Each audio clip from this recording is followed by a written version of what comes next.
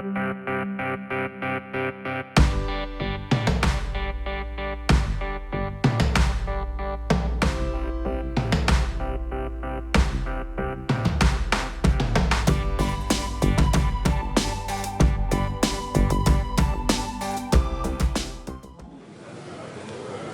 vous plaît à l'entrée, on va laisser le son, merci. Alors, si vous parlez français, vous synchronisez le 2. Si vous parlez if you speak English, please set number 1 on your headset. Si ustedes hablan español, diga número 3. Si vocês falam português, diga número 4. Okay? Je vous rappelle aussi que nous sommes en direct sur Facebook et sur le site web de la conférence. Vous êtes invités, bien sûr, à partager votre expérience sur Twitter et sur Instagram.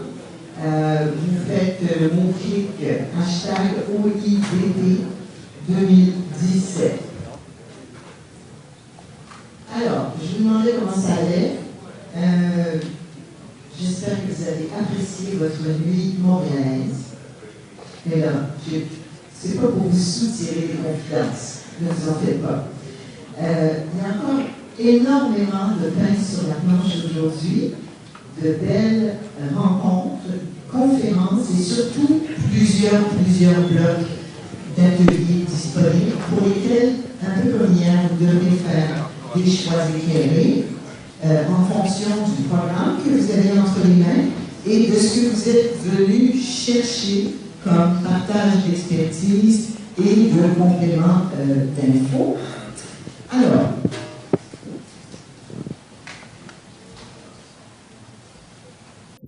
j'aime ça, savoir que vous m'écoutez comme ça. Mon Dieu, c'est un thrill. Je suis très heureuse de vous présenter quelqu'un que j'estime être assez fascinant et je crois que vous le trouverez véritablement inspirant à l'occasion de cette grande conférence intitulée « La démocratie participative au sein de la nation CRI ». Alors, nous avons la joie ce matin d'accueillir, selon votre programme, Paul John Murdoch, mais selon les femmes de sa communauté, c'est John Paul Murdoch. Et sa femme, qui est dans cette salle, m'a dit, au fond, c'est Jean-Paul. Alors, M. Murdoch parle, comme je vous le disais, 4 langues au minimum. La sienne, bien sûr, le français, l'anglais et l'espagnol. Il est membre de la nation CRI Iyuichi et il me confiait tout à l'heure que ça veut dire quelque chose comme le peuple de la terre et que la vraie façon de le dire en CRI, ce serait hostie. Alors les Québécois comprendront qu'il fallait changer le nom de la communauté. Il est donc, bien sûr, quelqu'un qui vit en grande partie dans le nord du Québec. Il est avocat, c'est d'ailleurs le premier de sa nation à avoir été reçu au barreau du Québec en 2001. Depuis, il se consacre véritablement à établir des ponts entre les Premières Nations, les Québécois, les Canadiens, mais aussi d'autres nations autochtones à travers le monde et bien sûr d'autres grands groupes à travers le monde. Il est actuellement secrétaire du gouvernement autonome de la nation CRI et il a agi souvent à titre d'ambassadeur de sa nation pour de grandes associations internationales comme le Parlement européen, l'Assemblée générale des Nations unies, mais aussi auprès de l'Assemblée nationale du Québec. Il est un des artisans de quelque chose d'extrêmement important dans nos rapports avec les nations autochtones du Québec, la paix des braves, et c'est lui qui, en 2001-2002, a été un des grands négociateurs de ce traité. Il est conseiller juridique pour les organisations autochtones. Il les aide à mener d'importantes négociations sur la gouvernance et c'est vraiment aujourd'hui l'axe principal de sa communication. Bien sûr, il négocie aussi des contrats sur le développement hydroélectrique, minier, forestier, éolien. Et je veux aussi vous dire, et je trouve ça important, c'est un homme qui a plein de talents. Entre autres, il est pilote d'avion depuis très longtemps et il visite ses clients du nord du Québec en pilotant lui-même. Il est d'ailleurs arrivé hier de son coin de pays ici en avion. Et il est aussi un artiste visuel accompli. Je trouve ça très important de le souligner parce que c'est un homme complet. Mesdames, Messieurs, je vous prie d'accueillir Jean-Paul Murdoch.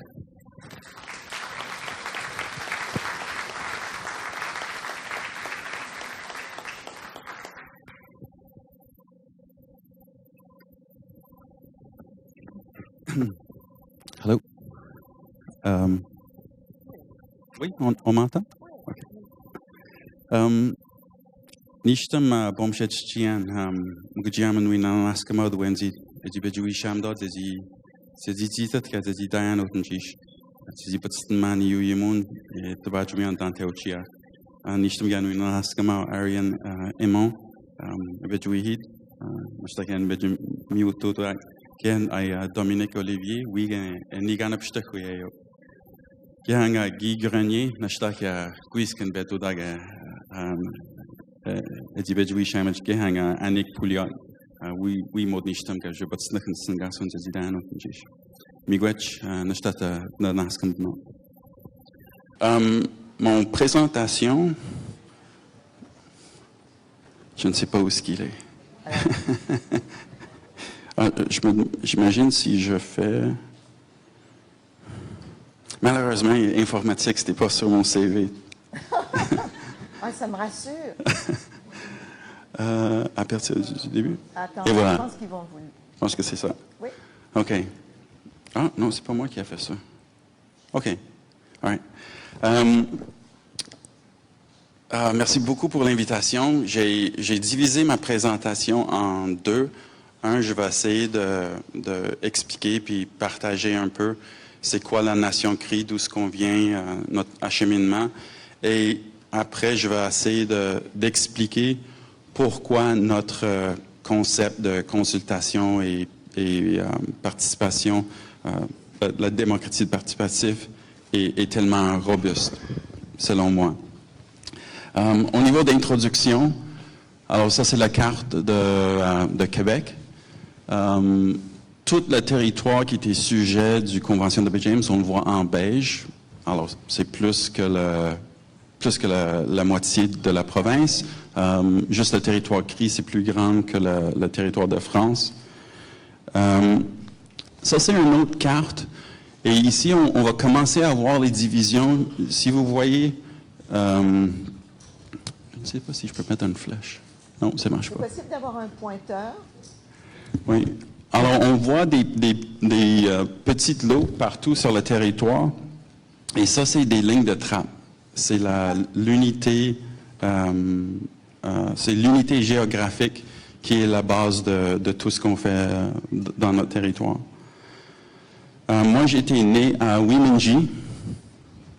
Je vais attendre Le pointeur ne fonctionne pas. OK. Alors, je vais pointer. Non, c'est trop. Alors, ça, c'est Wiminji. Si on voit sur cette image-là, on est du sud, sur la côte, la 3e communauté. Alors c'était là où j'étais né. C'est là où je demeure aujourd'hui. Et vous voyez les lots VC 14, VC 17, VC 13, VC 12. Chaque unité, c'est il y a une famille, il y a un maître de trappe, puis il y a une famille qui exploite la chasse et pêche. Et c'est encore très, très pertinent aujourd'hui. Ça, c'est où j'ai été élevé, à Waskaganish. On ne le voit pas très, très bien, mais on a N7 et N8 ici en bas. Puis ça, c'est les lignes de trappe de mon famille. Si, en regardant la route sur le côté, c'est à peu près 150 km de long et peut-être 80 km de large. Vous l'avez éteint. Ah, OK. Alors ça, c'est N7 et ça, c'est N8. Juste pour revenir ici. Alors, moi, j'étais né ici, puis élevé ici. Ma mère travaillait là dans le temps et son famille venait de ici. Alors, c'est pour ça qu'on est retourné à Waskaganish. Ça, c'est Waskaganish aujourd'hui. Alors, j'étais là la semaine passée. Ça, c'est, je pense que ça, c'est une photo de 1940 environ, parce que mon père était le directeur de l'école. Moi, j'ai vécu dans la première maison bâtie où les Autochtones restaient, parce que normalement, les maisons comme celui-là, c'était pour le gérant du complet de Baie-du-Son. Le prêtre était plus loin. Ça, c'est des photos de chez nous. Ça, c'est mon oncle, Albert Diamond, avec sa femme, ma tante Janie, mon grand-père, ma grand-mère. Ça, c'était très typique de mon famille. Tous mes cousins, ils vivaient dans une tente à l'année longue. Alors, moins 30, moins 40. Je me souviens, la première télévision dans ma communauté, c'était dans une petite tente de même. Et c'était un match de hockey. Et il fallait ouvrir les portes parce que toute la communauté restait dans la tente. Juste pour voir le match. Ça, c'était ma gardienne quand j'étais petite, Louisa Meapo, et son mari, Michael. En 2005, j'ai négocié une entente avec Goldcorp concernant une mine d'or, puis c'était sur la ligne de trappe où Michael était le tallyman. Ça, c'est la maison de mon grand-père. Moi, je me souviens que c'était pas mal plus large que ça, mais c'était vraiment ça. Une des choses qui est très, très importante dans le temps jusqu'à aujourd'hui, manger. Il n'y a rien que les cris font mieux que manger. Ça a l'air bon. Ça, c'est une cérémonie de premier pas. Ça se fait encore aujourd'hui. On a commencé il y a peut-être 2-3 semaines parce qu'il commence à faire assez beau, puis ça va durer tout l'été. Dans toutes les communautés, les gens, ils le font. Quand un enfant naît, ses pieds n'ont pas le droit de toucher le sol qu'après cette cérémonie-là, quand il commence à prendre ses premiers pas. Et toute la communauté s'assoit autour, et c'est ça, l'enfant va prendre son premier pas, il va offrir quelque chose aux aînés dans le village. On pratiquait ça, il y a un anthropologue qui a enregistré le mien, et on le fait encore aujourd'hui. Alors, j'essaie de montrer que notre culture... Alors, ça, c'était comme notre célèbre chasseur de Mistassini. Ils ont fait même un documentaire sur lui. Ça, c'est très typique. Tout l'automne, le printemps, partir dans le baie pour chasser. Ça, c'est des peaux de castor qu'on chasse. Et c'est juste pour souligner le fait que on n'est pas en train d'essayer de retrouver quelque chose qu'on a perdu. La culture, c'est présent et c'est très, très fort. Même, je veux revenir à une carte parce que je sais que pour les Québécois, pour les gens qui ne viennent pas de Québec, mais normalement pour un Québécois, c'est étranger qu'il y a un cri qui parle français. Et il y a quelque chose que les gens y oublient ou qu'ils ne savent pas. Quand la Convention de Baie James a été négociée, puis je vais parler de ça dans un moment, mon oncle et M. Ted Moses, qui travaillaient là-dessus ensemble, ils me disaient que dans les premières années de négociation avec le gouvernement de Québec, il fallait prendre un hydravion de East Main à Moosonee, qui est juste ici, en Ontario, prendre le train de Moosonee à Timmins, puis l'avion de Timmins à Toronto, Québec. C'était le seul moment pour y aller parler avec le gouvernement de Québec. Il n'y avait aucun lien entre le sud puis le nord. Alors, c'est normal que l'influence francophone, c'est moins. L'influence francophone a monté comme peut-être jusqu'ici, mais pas plus que ça. En haut, c'est tout anglophone. Alors, je pense que c'est un peu ça qui a permis que notre culture était préservée aussi longtemps. Mais c'est aussi il faut que les gens comprennent que quand il y a un ministre du gouvernement qui arrive et essaie d'imposer son pouvoir administratif, il est vu aussi étranger que que, je ne sais pas, le ministre de communication de Japon ou pour ces personnes-là, c'est pas réel. Alors, on arrive en 1972, puis on annonce le projet du siècle, qui est des barrages dans le territoire CRI. Le gouvernement procède comme si les CRI n'existaient pas. En même temps, je ne peux pas les blâmer. Ils ne savaient même pas où était le nord de Québec. Alors, comment est-ce qu'ils pourraient savoir qui était là? La réaction du côté CRI, tous les chefs, ils ont se réunis ensemble, puis c'est à cette réunion-là où ils ont décidé de former le Grand Conseil des CRI. Honnêtement, au début, c'était un peu informel. Ici, tu as les vrais instigateurs du Grand Conseil des CRI, c'est Smalley Pedoabano, ce monsieur-là, et mon grand-père, ici en arrière, et ça, c'est Billy Diamond, ici. Josie Atkins, aussi, était avec Smalley puis mon grand-père. Mais c'est ces trois hommes-là qui ont instigé vraiment que les communautés se unissent pour combattre Hydro-Québec. Alors, après litige, après 1 an de négociation, on a la Convention de Baie James qui est signée ici.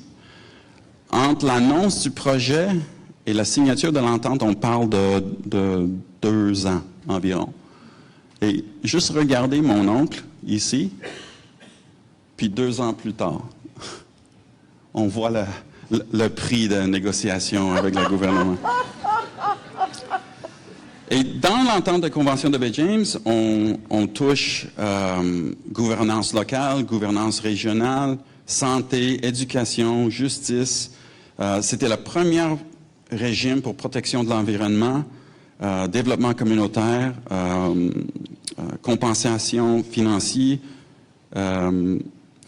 Et une chose qui est importante, c'était la consultation dans ce temps-là. Imagine, juste pour aller voir Québec, il faut passer par Toronto. Quand on fait la consultation dans toutes les communautés, avec une population qui a une tradition orale, c'était le début des très, très, très longues réunions.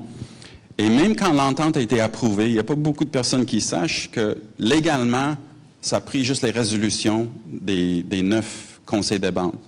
Mais en actualité, qu'est-ce qui s'est arrivé? C'est qu'ils ont promené des livres. Il y avait le livre oui, puis il y avait le livre non. Puis après les réunions, ils demandaient tout le monde de signer soit le livre oui ou le livre non. Malgré l'ampleur du projet, parce que quand même, on parle de la dérivation de toutes ces rivières-là, même on mentionnait un plus nord, il y avait la rivière Opinaka, on parlait de EM1, l'impact c'était incroyable. Malgré tout ça, dans le livre non, il y a juste une signature.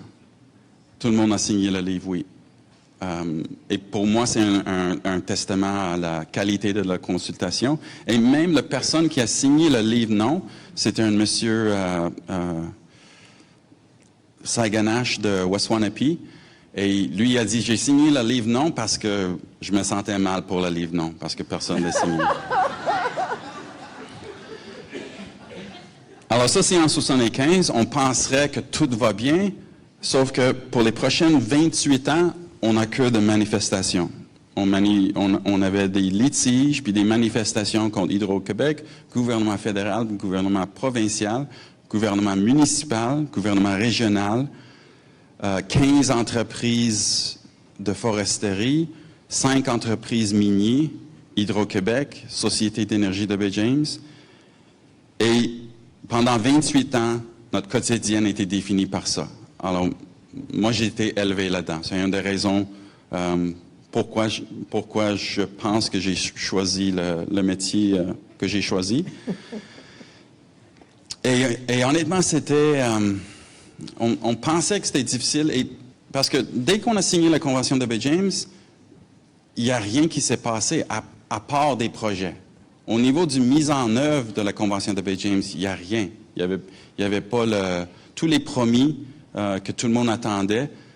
Les communautés du côté Québec étaient aussi sous-développées que les images qu'on voit de Attawapiskat ou Fort Albany aujourd'hui du côté Ontario.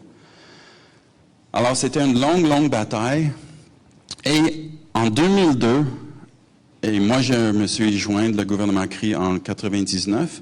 Mais en 2002, Premier ministre Bernard Landry et Ted Moses, ils décident de négocier ça s'appelle l'entente concernant une nouvelle relation entre le gouvernement des CRI et le gouvernement de Québec.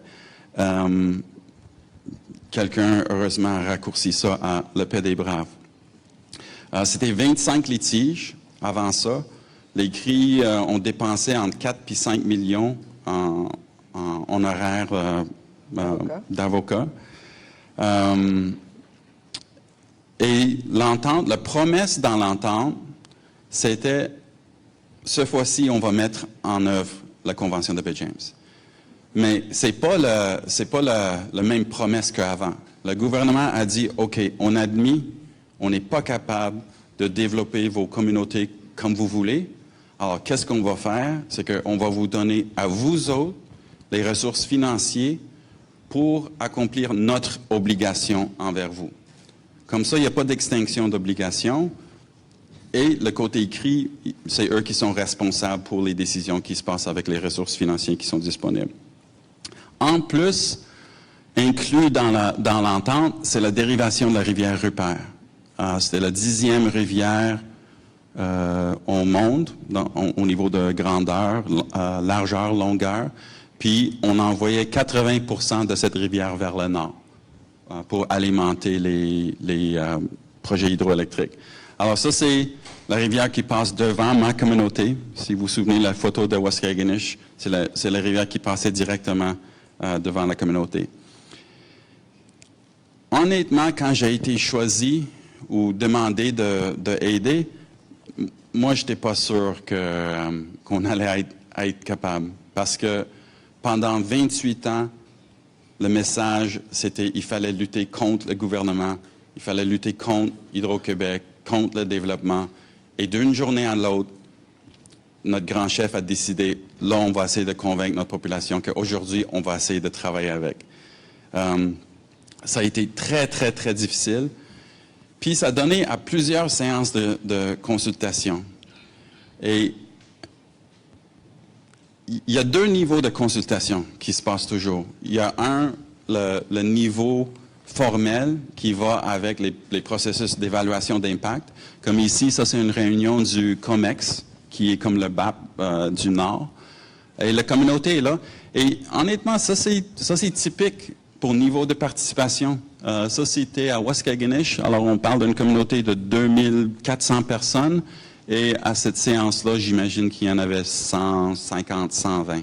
Quand même. Hein? Quand tu traduis cette ratio à le sud, puis si on avait le même taux de participation à Québec ou à Montréal, le BAP, il pourrait être juste comme au stade. Il n'y aurait pas d'autre place pour leurs audiences. Et la durée de ces séances. Je me souviens, dans le temps de Paix des Braves, la séance peut-être la plus longue, c'était à Chisasibi. On s'est arrivé le matin. On a commencé à 10 heures.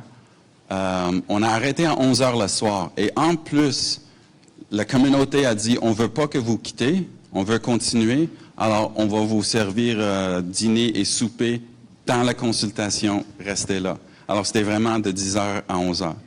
Le lendemain, on a recommencé à 10 heures. Et comme on avait promis à être à Wapmakchtui le lendemain, cette soir-là, on a terminé comme à 5 heures du matin. Et je me souviens, à 5 heures du matin, c'est sûr qu'on est complètement épuisé. Il faut voyager à Wapmakchtui. On commence une autre réunion dans 4 heures. Et je me souviens, la dernière question a été posée. J'ai répondu. Et là, j'étais sûr que le grand chef allait fermer la réunion. Mais il se lève, puis il commence à faire son speech de fermeture, qui durait toujours de 30 à 40 minutes. Et le temps... C'était ça qu'on s'est engagé, c'est ça qu'on fait. Et c'est comme ça constant. On a fait ça. Je me souviens, on a pris, c'était 3 semaines de réunion, 7 jours sur 7, comme ça. On a pris une pause de 3 jours parce que la belle-mère du grand chef avait décédé. Puis on a recommencé pour une autre 3 semaines. Et ça, c'était la consultation pour l'entente. Et alors ça, c'était la pré-consultation. Parce qu'après ça, il y avait la consultation sur le projet dont on parle. Et honnêtement, dans les consultations, Comme ça, c'était typique. Ça, c'était du Amistisni pour l'entente Le Paix des Braves. L'autre chose aussi que je vois dans les consultations, si je vois qu'est-ce qui s'est passé avec le projet depuis 2002, j'ai descendu ici mercredi parce que j'avais une réunion jeudi qui était planifiée des consultations sur la dérivation du Rivière-Rupert. Là, on est 2017. Je pense que c'est notre 400e réunion de ce genre. Mais dans les réunions, c'est pas l'argent, c'est pas le promet d'emploi, c'est pas le promet de contrat. À chaque entente qu'on a présentée, c'était les tables permanentes d'échange. Les gens étaient prêts pour accepter pas mal au niveau de inconnu comme risque s'ils savaient que la personne avec qui ils parlent va être là pour la durée du projet ou pour la durée pour la durée du projet. Alors, on a signé Le Paix des Braves. C'était une consultation monumentale. Et honnêtement, c'est un peu le standard. Je parlais avec Ariane juste avant de commencer. On vient juste de terminer un autre tour de consultation parce qu'on va signer une entente avec le gouvernement de Canada cet automne. L'entente a été réglée, puis le gouvernement de Canada a dit on va envoyer un observateur pour quand vous faisiez vos consultations. Nous, ça ne nous dérange pas, parce que toutes nos consultations sont en cri, anyway. Alors, je ne sais pas qu'est-ce qu'il allait faire. Mais quand on a envoyé la cédule, puis l'intention de qu'est-ce qu'on attendait de faire, ils ont dit, oh non, il n'y a personne disponible pour vous suivre. C'est beau, bonne chance, allez-vous-en. 12 heures par jour, non. Mais ça m'a démontré que l'observateur, c'était là parce qu'eux, il y avait la présomption qu'on allait faire moins que plus. Alors, dès qu'ils ont vu qu'on allait établir un standard que je ne pense pas avec lequel ils veulent être associés, ils ont décidé de rester loin. Si on regarde aujourd'hui, depuis la signature du Paix des Braves, ça, c'est un palais de justice. On a un palais de justice dans toutes les communautés CRI. Ça, c'est le corps policier CRI. Ça, c'était réglé dans l'entente aussi. Ils sont aussi qualifiés que le SQ de Québec. Il y a une bonne collaboration entre les deux. Et il y a une commission de police CRI qui gère la police dans la région. On a la commission scolaire CRI. Tous nos enfants apprennent CRI jusqu'à 3e année. Après ça, ils décident anglais-français. La commission scolaire CRI, les commissionnaires sont des CRI, élus de chaque communauté. Et comme vous voyez, on enseigne dans notre langue dans la communauté. On a aussi le conseil de santé CRI, qui travaillent avec le ministère de Santé, mais c'est eux qui fournissent tout le service dans toutes les communautés. Et c'est adapté aux besoins des communautés. On a le Cree Nation Trust. C'est une fiducie qu'on a créée pour gérer tout l'argent financier. Parce que malgré qu'on a reçu un gros montant, on a décidé d'investir puis essayer de gérer la dépense capitale sur 50 ans. On a l'Association des trappeurs CRI qui réunit les trappeurs. On est impliqué dans foresterie. On a une entreprise de foresterie. On a Niskamoon, ça c'est l'entité qui gère les relations avec Hydro-Québec. Le conseil CRI sur l'exploration minerais. Leur travail actuellement, c'est de guider les entreprises minières à comment agir, puis les aider à adapter, puis intégrer dans notre territoire, versus l'inverse. Ça va mieux de même, on trouve. Caché en arrière, il y a le conseil de foresterie. C'est là où on s'assoit avec le ministère des Ressources naturelles pour parler des règlements puis approuver des plans d'aménagement de foresterie. Au niveau développement économique, Air Québec, c'est le plus vieux ligne d'aviation régionale dans l'Amérique du Nord. Quand on a commencé Air Québec, je pense que c'était Québec Air, le gouvernement de Québec a décidé de commencer un aussi. On ne voit plus leurs avions, mais les nôtres continuent à voler. Mais vous les avez changés un peu. Oui. Il y a le Board of Compensation, eux, ils gèrent les fonds de l'entente de 75. Il y a CCDC, Cree Construction Development Corporation, notre entreprise de construction. Quand moi, je travaillais avec eux, ils faisaient entre 3 et 500 millions en chiffre d'affaires par année. Il y a Valpiro qui gère l'infrastructure des aéroports. Mais pour moi, peut-être la chose qui marque la Nation Cri ou le changement le plus important, aussi tout ce que j'ai décrit ici au niveau d'entité, ça c'est régional, puis tu peux répliquer ça local pour chaque communauté.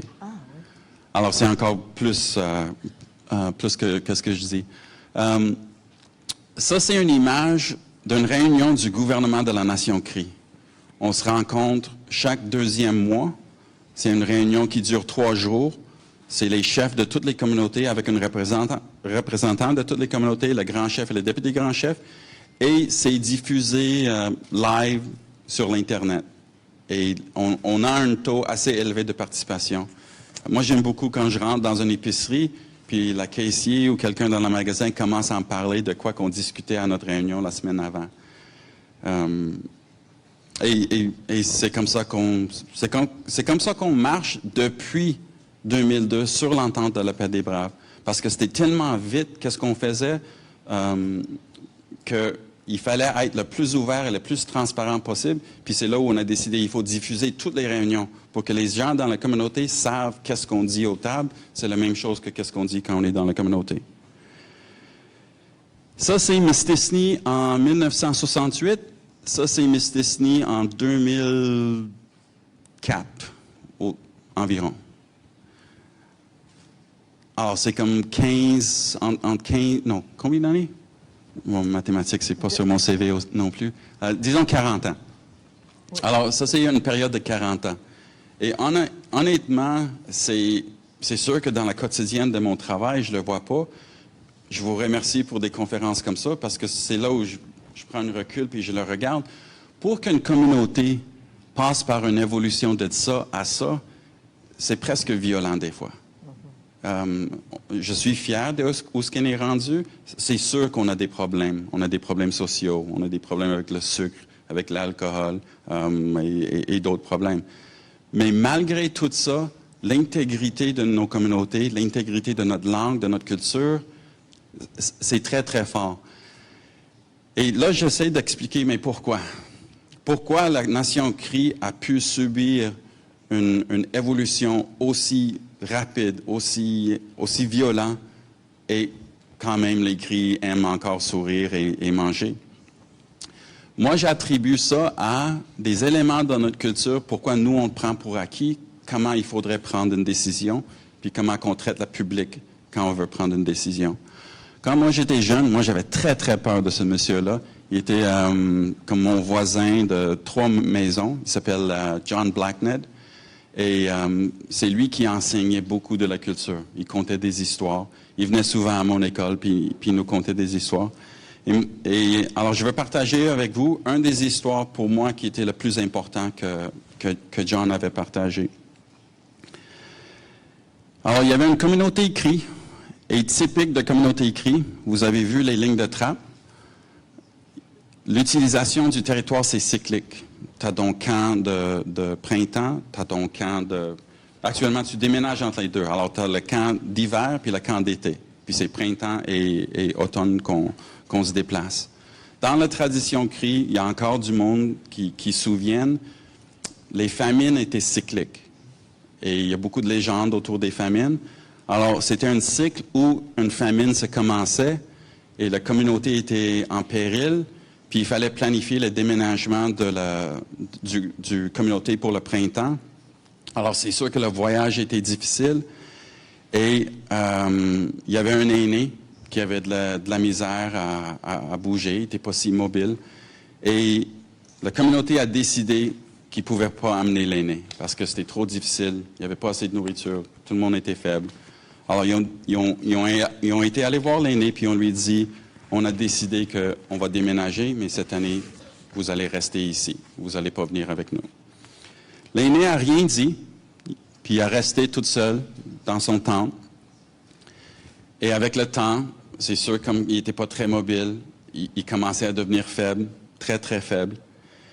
Et là, il était couché dans son lit. Il était sûr qu'il ne serait plus capable de se lever. Et pendant qu'il était couché sur son lit, son mshtabel est venu lui visiter. Un mshtabel, c'est un peu comme un esprit, mais chez nous, le monde spirituel, c'est quelque chose qu'on ne comprend pas. Alors, il faut faire très attention quand tu reçois des messages de ce monde-là. Je pense que c'est pour ça que la nation crie partirait jamais dans une guerre de religion, parce qu'on commence à douter même de nos propres esprits. Et en plus, ils aiment jouer des tours sur nous autres.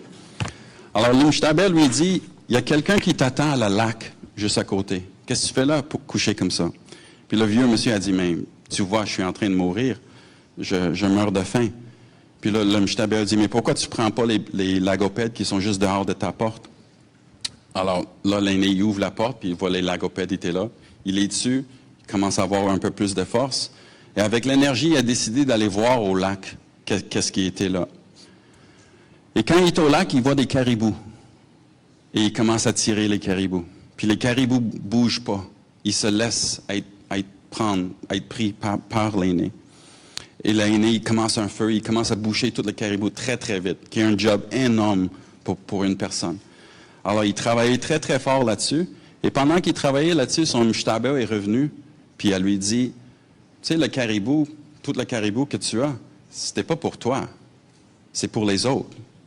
Les autres sont en train de mourir de faim. Mais parce que vous êtes plus en balance, c'est toi qui as ramassé tous les caribous. Là, en automne, quand la communauté revient au site, eux, ils étaient sûrs qu'ils allaient trouver une petite tente toute déchirée, puis le corps de l'aîné. Mais à la place, ils trouvent une grosse tente. Puis ils ne comprennent pas. Alors, ils attendent sur le bord de la rivière, tradition, pour attendre que la personne vienne accueillir, mais personne ne sort de la tente. Finalement, les gens de la communauté, ils montent vers la tente, très, très fâchés, puis ils commencent à crier, « Hey, vous êtes qui de ne pas nous accueillir? Qui est là-dedans? » Et ils découvrent que c'est l'aîné. Et en plus, il avait préparé un gros souper pour toute la communauté. Et pendant qu'ils mangeaient ensemble, l'aîné a conté l'histoire aux membres de son communauté, qu'est-ce qui s'est arrivé, la visite du Imshtabel, puis le message qu'il a reçu. Puis il a dit, c'est pour ça qu'il faudrait qu'on prenne des décisions ensemble. On ne peut pas les prendre séparées. Il y a deux présomptions qui sont très importantes dans l'histoire. La première, c'est que pour un cri, même si l'aîné participait dans la décision, ce n'était pas automatique qu'il essaierait de convaincre les gens d'y aller avec eux. Ça, c'est très, très important. Et l'autre, la raison pourquoi le caribou n'était pas à la bonne place, la décision était précipitée, c'était pas bien pris, il n'y avait pas de balance, toutes les variables n'étaient pas prises en considération. Alors, il y a immédiatement une mauvaise distribution des ressources. Merci. Wow. OK. Alors, je vais avoir besoin... Oui, vraiment. Je vais avoir besoin de lumière dans la salle, s'il vous plaît, Jean-François. Écoutez, c'est sûr que... Merci beaucoup, M. Murdoch. Je savais que ce serait passionnant. Je pourrais prendre peut-être 3-4 questions, si vous en aviez. Oui, alors vous vous dirigez vers le micro qui est là, vous vous nommez. N'hésitez pas, allez tout de suite au micro pour qu'on puisse accélérer la discussion. Madame, bonjour. Bonjour, mon nom est Mireille Bonnet. Toutes les institutions que vous avez créées avec, dans le cadre de ces négociations-là que vous avez eues, qu'est-ce qui a été le moteur pour faire le choix avec l'argent des redevances, de créer ces institutions-là, qui a fait en sorte que vous avez été capable de capitaliser finalement sur ça au lieu de dépenser l'argent. Ces institutions-là qui sont extrêmement fortes et reconnues aujourd'hui, quelle est l'histoire du départ de ces institutions-là?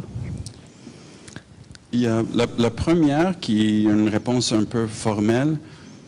Dans tous nos ententes, depuis 1974, on met toujours une clause que ce n'est pas permis d'avoir aucune distribution des ressources à un individu, un CRI. Ça aide énormément parce que ça nous force toujours à prendre des décisions collectives. On ne donne pas du cash à quelqu'un qui a été touché, on monte un programme pour lui aider à continuer sa vie. L'autre, qui est un peu plus subtil, c'est... Je vais vous donner l'exemple de... on a le Grand Conseil des CRI, le gouvernement de la Nation CRI, EU Limited Partnership, CRI Heritage Fund Foundation et la James Bay EU Company. Chaque entité, c'est un véhicule juridique, une institution légale. Mais actuellement, c'est les mêmes personnes, le grand chef, les chefs qui s'assoient sur le conseil d'administration. Moi, j'étais le secrétaire. Moi, j'étais le premier secrétaire qui parlait CRI. Et je me souviens, on était dans une réunion et il fallait prendre l'argent de James Bay EU Company pour financer un litige contre une entreprise forestière. Alors, le grand chef a dit, OK, j'ai besoin d'une motion pour ouvrir une réunion de James Bay EU. Motion, quelqu'un appuie. OK, là, c'est une réunion de James Bay EU. On fait une demande pour financement pour une litige. Appuie, deuxième. Là, on change à l'autre réunion. Dans l'autre réunion, on a dit non, on n'a pas assez d'argent. On refuse. OK, fermez cette réunion-là, vas-y à l'autre réunion. C'était ridicule, notre processus. Puis finalement, le grand chef, il m'a regardé, il m'a dit, est-ce que c'est nécessaire qu'on fasse ça comme ça? Puis là, je lui ai dit, gère la réunion comme tu veux, dans la langue que tu veux, parle de qu'est-ce que tu veux. Et après la réunion, moi, l'exécutif directeur, le trésorier, on va prendre tous les procès-verbaux, puis on va l'organiser d'une manière pour que les gens de l'extérieur comprennent qu'est-ce qu'on fait. Alors, ça permet qu'on soit qui on est dans la réunion, et ça permet au gouvernement, les avocats, puis les entreprises de comprendre nos décisions. Alors, il y a une traduction qui se passe. Mm-hmm. Mais est-ce que c'est pas un peu dangereux, d'un point de vue de la gouvernance, que ça soit toujours les mêmes hommes? Parce que massivement, c'est des hommes qui sont au conseil, excusez-moi, c'est assez évident, qui prennent les décisions partout ou qui discutent partout. Mais je suis très fier d'annoncer de nos 10 chefs, 3 sont des femmes. De nos 12 directeurs, 6 sont des femmes. Good. Et le staff du gouvernement de la Nation CRI, c'est 65% femmes. OK. Mais est-ce qu'elles sont en charge? Le staff, elles ont des postes de direction? Mes directions, c'est exactement, complètement égal aujourd'hui. OK. Ah ben, ça me fait plaisir. Et qu'est-ce que j'aime de plus, c'est on a reçu des plaintes il n'y a pas longtemps. Quelqu'un a soulevé la question de l'inégalité. La parité entre... Et notre exécutif directeur a commencé à paniquer. Il dit, OK, comment on va répondre? Puis je dis, hey, attends, regarde ton staff. On va compter. Oui, compte ton staff, puis regarde. Puis là, il a compté, puis il a dit, oh, wow, il y a plus de femmes. Puis on a rien fait. C'était pas nécessaire de mettre en place un programme. C'était juste bien qu'on laisse les femmes aller, puis on cause pas d'obstacles. D'accord. Monsieur, merci. Monsieur, c'est à vous? Oui, bonjour, je m'appelle Éric. J'ai beaucoup aimé la présentation que vous avez faite. Merci beaucoup. J'ai eu le privilège de vivre sur votre territoire pendant quelques années de ma vie, puis d'avoir des bons amis CRI aussi à une certaine époque. Au moment de la paix des Braves, on avait été très touchés par le fait qu'on allait peut-être perdre une des plus grandes rivières du monde, hein, puis elle se trouvait à couler sur votre territoire. On a fondé un petit organisme, ça s'appelait Révérence Rupert à l'époque, pour essayer de se battre, essayer de faire connaître ce qu'on allait perdre. Bon, évidemment, tout ça, ça a été une lutte épique. Hein. Moi, je m'occupais du Sud. Il fallait que je convainque les gens du Sud qu'Hydro-Québec faisaient pas la bonne chose.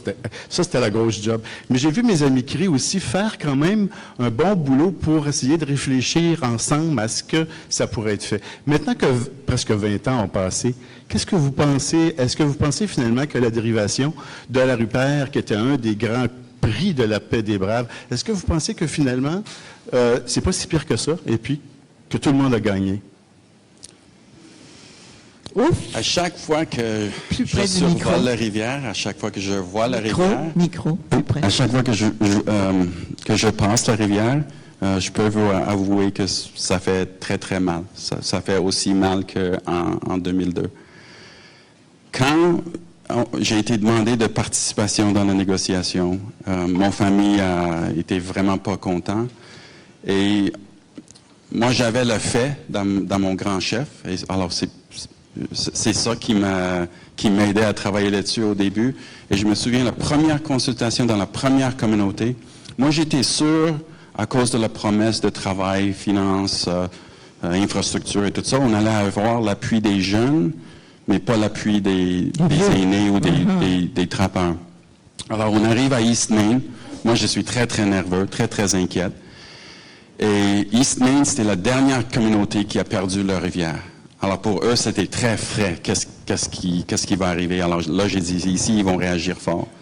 Et il y a un aîné qui se lève, puis il m'a dit, je me souviens, il m'a dit en cri, qu'il était vraiment pas contre. Il a dit, tu me demandes de briser mon propre cœur. Mon propre cœur. Cœur, oui. Il a dit, ce que tu mets sur la table, tu me demandes de briser mon propre cœur. Mais il a dit, tout ce que tu promets, c'est pour les jeunes, puis pour l'avenir. Puis il ne faut pas oublier que les enfants qui naissent ce journée-là, eux, ils vont connaître la rivière dans sa nouvelle forme, pas l'ancienne forme. Alors les seules personnes à qui ça va faire mal, c'est toi et moi. Puis il a dit, moi, je suis prêt à briser mon cœur pour les jeunes. Wow. Alors, moi, c'est ça qui m'a soutenu pour la reste des négociations. Il y a un an, c'était l'automne passé, j'avais un membre de Révérence Rupert qui a visité la rivière Rupert avec moi. On était à Smoky Hill. Avec les travaux remédiateurs de mitigation, le niveau de comment on a assuré que Hydro-Québec reste responsable pour toutes les promesses qu'on a faites. C'est un secret présentement à Hydro, mais nous, on pense qu'ils ont dépensé autour de 30% du budget du projet sur l'environnement. Standard dans l'industrie, c'est 2%. Wow. Sur celui-là, on parle de 1,5 à 2 milliards, juste sur l'environnement. Et le membre de Révérence Rupert, quand ils ont vu la rivière, ils ont dit, ouais, c'est pas ça qu'on attendait voir 7-8 ans plus tard. Oui, décision très, très difficile. Ça fait mal encore aujourd'hui. C'est jamais noir et blanc. Mais en même temps, je suis fier quand je vois le corps policier, les palais de justice, le programme de santé, tous les programmes culturels qu'on maintient, tous les programmes qu'on a montés pour les jeunes. Dans ma communauté, on était 30% avec emploi en 2001. En 2007, il fallait mettre dehors l'agent de chômage parce que il y avait personne sur le chômage. C'était le plein emploi. Alors, si je comprends bien, ça vous a brisé le cœur, mais les sutures ont tenu. Oui. Mais c'est ça. Monsieur, ça va être la dernière question. Allez-y. Oui, merci de votre présentation. J'aimerais revenir sur une question soulevée par Mme Aymon, constatant le fait que les...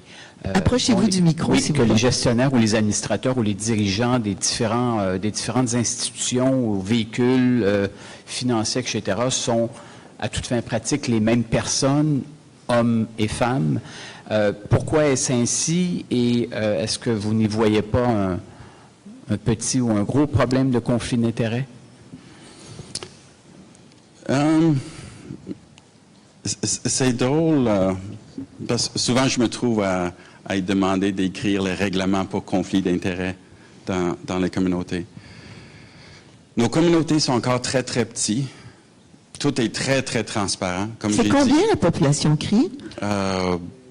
18 000. 18 000? 19 000, autour de là. Alors, tout le monde se connaît encore en prénom. Si j'ai un nouvel véhicule, tout le monde sait immédiatement. Et comme on gère tout collectif et on ne permet pas que ça soit géré de manière individuelle, non, nous, on n'a jamais eu un scandale de... Des fois, il y a des erreurs en gestion, mais que quelqu'un a profité lui-même. Et quand on regarde, notre grand chef, Matthew Kuncombe, a annoncé il y a une semaine qu'il ne se présenterait plus pour grand chef, parce que ça faisait 20 ans qu'il était grand chef. Et pour moi, c'était difficile, parce que j'ai travaillé tellement longtemps avec, mais à la même temps, je pense qu'il attendait qu'il y avait d'autres mondes pour prendre la relève. Et c'est là, actuellement, où nous, on a un gros avantage. C'est mon oncle qui a négocié la Convention de Bay James, qui, lui, a pris ses conseils de mon grand-père, son père. Moi, j'étais élevé avec toutes les histoires de Hydro-Québec. Moi, je suis au courant de toutes les promesses. Moi, je suis sur le territoire. Alors, quand je rentre dans les négociations, puis de l'autre bord du table de moi, c'est un fonctionnaire qui connaît rien de l'histoire de où ce qu'on parle. Il ne sait même pas où ce qui est, où est-ce que Ganesh... Sur la carte, oui. Oui, alors on a un avantage incroyable. Notre mémoire corporative, c'est intégré dans la culture. Eux, il y a un changement, parce que très souvent, c'est ça. On n'est pas content avec Hydro-Québec ou Domtar. On va attendre 3-4 ans. Ils vont changer de président.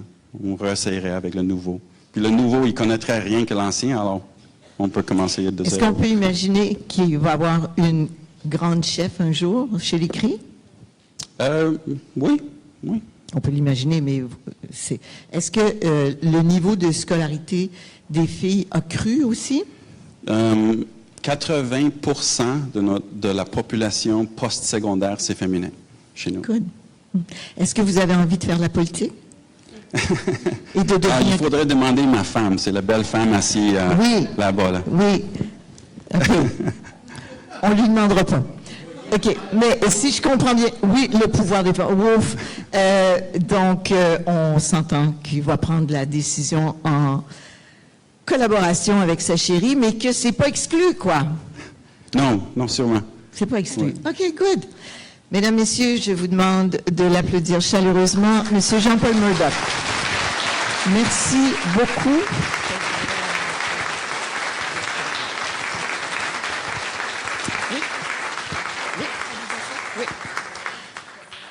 Oui, bien sûr.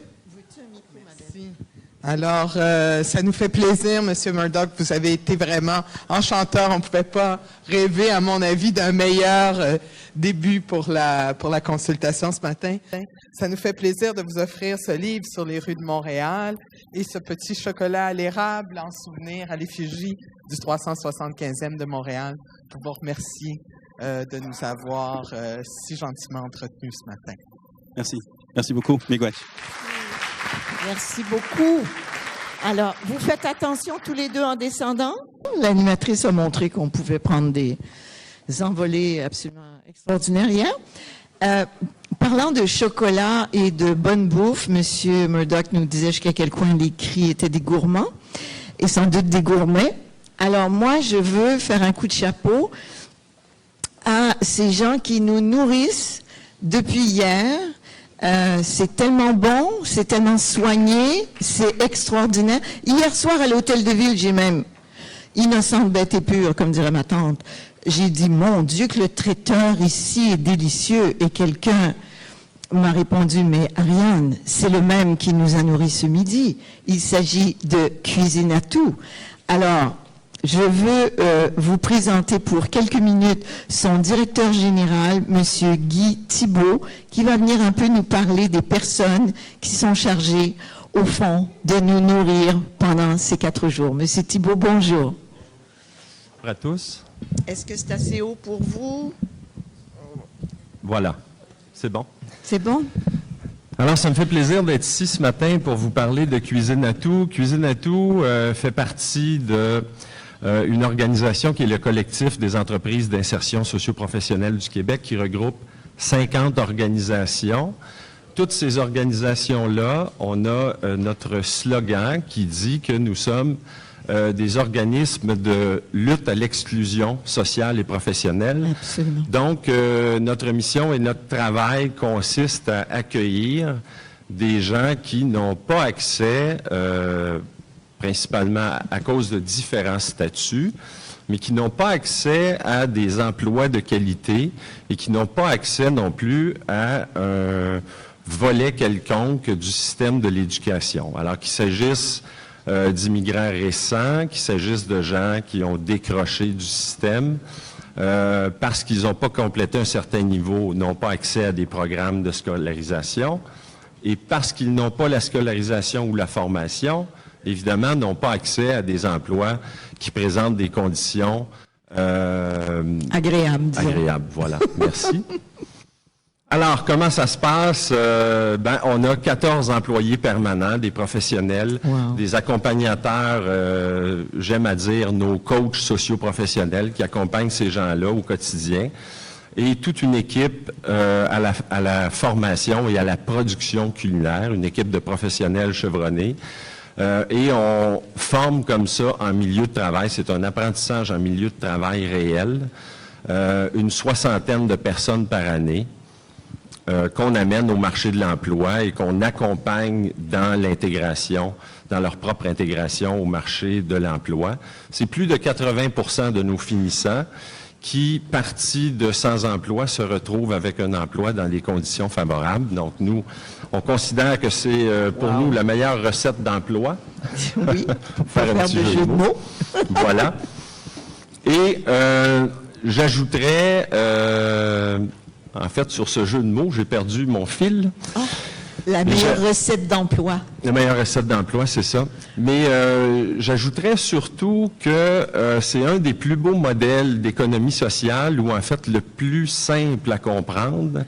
C'est que l'Office de consultation publique de Montréal, qui organise l'événement, qui a négocié un contrat avec nous pour la prestation de services traiteurs, évidemment, engendre des revenus d'activité économique chez nous.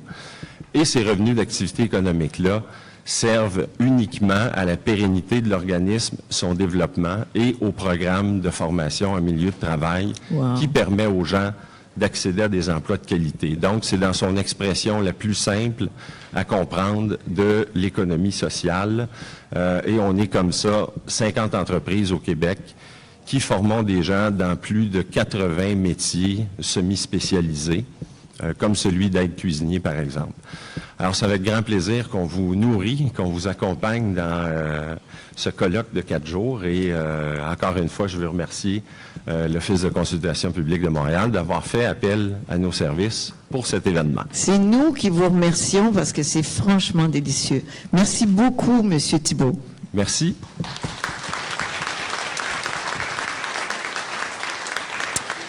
Alors, on a un petit peu de retard, mais je sais que vous allez m'aider. Vous avez le choix entre 4 ateliers différents qui vont commencer maintenant. Il faudrait donc que vous vous déplaciez assez rapidement. Vous allez avoir une pause et vous aurez encore un choix à faire. Alors, votre pause va être vers 11h et vous aurez un choix à faire pour 4 autres ateliers entre 11h30 et midi et 30. Après, vous savez qu'il y a des bénévoles pour vous guider partout, pour que vous trouviez bien votre salle. Les bénévoles ont le mot « organisation » sur leur cocarde. Dans l'amphithéâtre, il y a des choses qui vont continuer de se passer. Il y a toujours l'interprétation simultanée, mais pas dans les ateliers, alors soyez vigilants. Vous aurez une vraie pause lunch entre 12h30 et 14h avant de reprendre encore une fois des ateliers et encore une fois 4 propositions, toutes plus intéressantes les unes que les autres. Lisez bien le programme pour repérer où les ateliers se donnent. Et vous allez revenir ici à 15h30 pour un panel important, justement en lien avec ce que M. Murdoch vient de dire, combien le cadre et les mécanismes légaux sont importants pour soutenir la participation. Et on aura des invités de France, du Mexique, du Québec et de l'Espagne. Et c'est ma collègue commissaire à l'Office de consultation publique et néanmoins urbaniste et géographe, Madame Hélène Lapérière, qui va animer ce débat et qui va prendre le relais pour vous donner d'autres informations après le panel. Alors, bonne continuation et excellente journée. Vraiment, merci de votre attention. Au revoir. Juste un petit dernier message, là. Il est possible de sortir par cet escalier-ci pour retourner au hall. Alors, si vous voulez éviter la cohue dans le petit escalier là-bas, là, vous pouvez remonter par ici. It's possible to go to the hall from this staircase just here and to get to the principal hall. Merci, Annick.